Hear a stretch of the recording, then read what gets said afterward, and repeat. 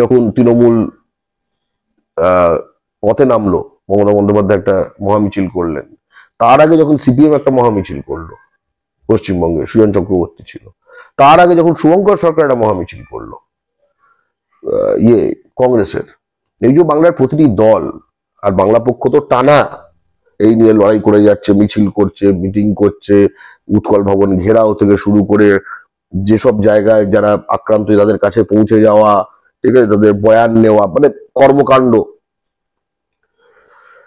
বাংলা পক্ষের পাশে সারিয়ে রাখলাম, এটা বাংলা পক্ষের কাজ, আমরা ভারতের বাঙালি জাতীয় সংগঠন। কিন্তু এই যেগুলো দল, যেগুলো মুখে এসব বাংলা বাঙালি সব কোনো রাগ কাটতো না, তারা যে সকলকে নামতে হলো এবং খুব কম সময়ের ব্যবধানে, এটা কিন্তু পশ্চিমবঙ্গে বাঙালি জাতির একটি জাতীয় রাজনৈতিক ঐক্যর কিন্তু একখানা দিক কিন্তু চলে আসছে। এটা খুব পজিটিভ। বাংলা পক্ষ প্রতিটি মিছিলের প্রতি সংহতি জানিয়েছে।